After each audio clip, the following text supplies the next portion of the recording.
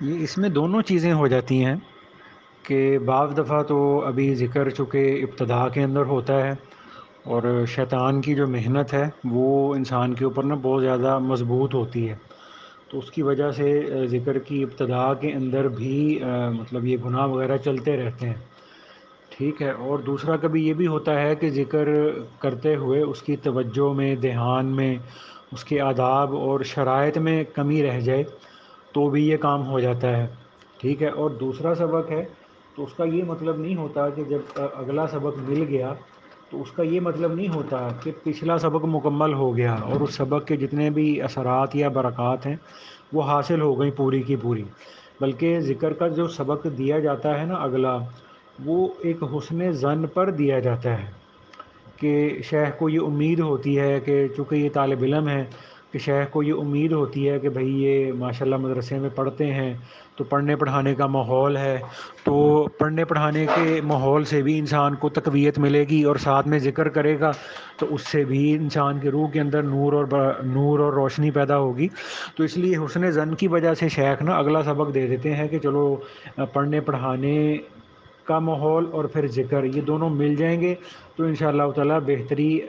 ہوتی رہے گی، تو اس وجہ سے بھی اگلا سبق دے دیا جاتا ہے، ٹھیک ہے۔ تو دوسرا یہ ہوتا ہے کہ یہ جو آپ نے بات کی ہے نا کہ توبہ کرنے سے گناہ کی جو ظلمت ہے، یہ ابھی اس کے بارے میں نا ذہن میں کچھ آ نہیں رہا۔ دونوں طرح کی چیزیں آتی ہیں کہ عام طور پر تو جو ہم صوفیاء کی کتابوں میں جو چیزیں پڑھتے ہیں نا، صوفیاء کی کتابوں میں ان میں تو یہی ہوتا ہے کہ گناہ سے توبہ کرنا ایک اور چیز ہے، اور اس گناہ کی روح پر سے ظلمت کا ختم ہو جانا اور چیز ہے، کہ توبہ کرنے سے گناہ تو معاف ہو جاتا ہے لیکن گناہ کی ظلمت وہیں پہ رہتی ہے، ٹھیک ہے۔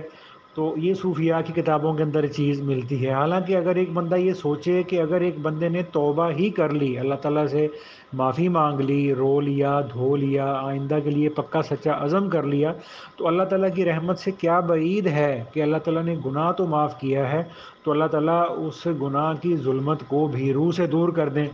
تو اس میں ابھی تھوڑا سا نا کچھ سوچنے کی ضرورت ہے کہ اس میں حقیقت اس میں نا کیا ہے۔ اور اس میں بھی یہی بات ہے کہ یعنی جب ایک تو ہے نا کہ انسان نے گناہ کیا اور مطلب توبہ کی اور پھر وہ گناہ تو معاف ہو گیا، تو لیکن جب انسان پھر ذکر شروع کرتا ہے نا تو ذکر کے اندر مستقل ہماری یہ نیت ہوتی ہے کہ اللہ تعالیٰ کی طرف سے انوارات یا فیوزات میرے اس لطیفے پر یا میرے قلب پر یا میری روح پر آ رہے ہیں، تو ذکر کرنے سے اللہ کے فضل سے نا یہ کبھی امید ہے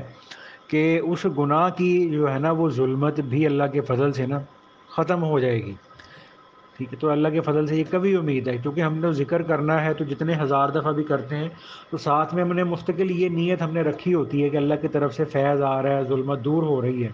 تو یہ بات بھی دل کو لگتی ہے کہ ذکر کی برکت سے، اور پھر ذکر بھی وہ جو انسان نے اس میں ہمارے حضرت مجدد الفسانی رحمۃ اللہ علیہ نے شاید یہ بات فرمائی ہے، وہ یہ فرماتے ہیں جس کا مفہوم یہ ہے کہ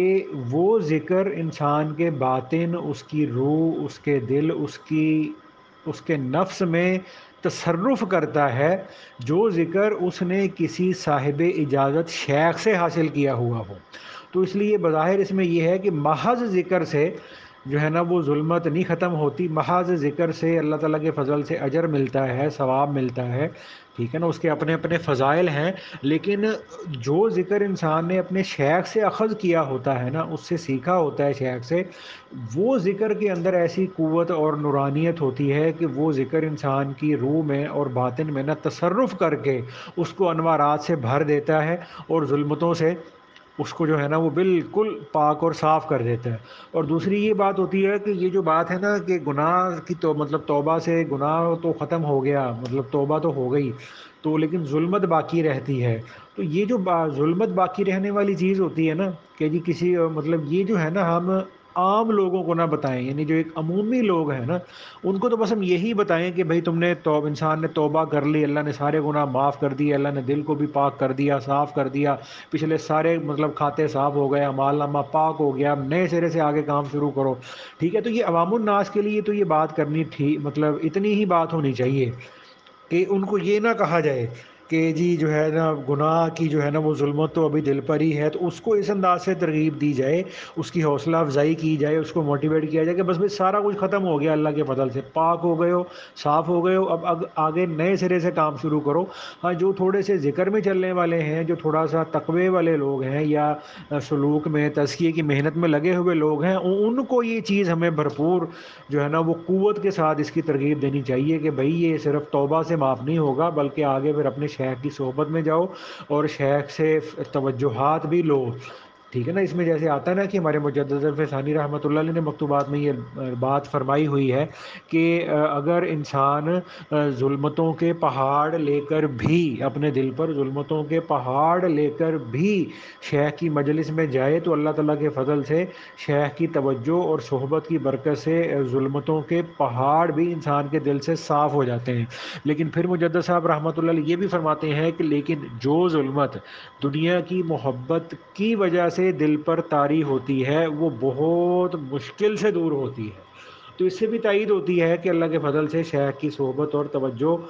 بھی ظلمت کو دور کرنے میں بڑی معاون ہے، اور اس کا اللہ کے فضل سے انسان کو تجربہ بھی ہوتا رہتا ہے کہ انسان بہت ہی زیادہ مسابس کی حالت میں، بہت ہی زیادہ جو ہے نا وہ گناہوں کے تقاضوں کی حالت میں جب بندہ اپنے شیخ کے پاس آتا ہے تو اللہ کے فضل سے تھوڑی دیر کے لیے بیٹھتا ہے تو انسان کے باطن کے اندر اللہ تعالیٰ ایک انقلاب پیدا کر دیتے ہیں۔ تو ایسا بھی ہوتا ہے، تو یہ کچھ ملی جلی سی چیزیں ہیں، تو اس میں تھوڑا بین ہی چلنا پڑے گا، اور ہر آدمی کی جو نوعیت ہے، جو اس کی استعداد ہے نا، اس کے مطابق ہی اس کو اس کے بارے میں جواب دینا پڑے گا۔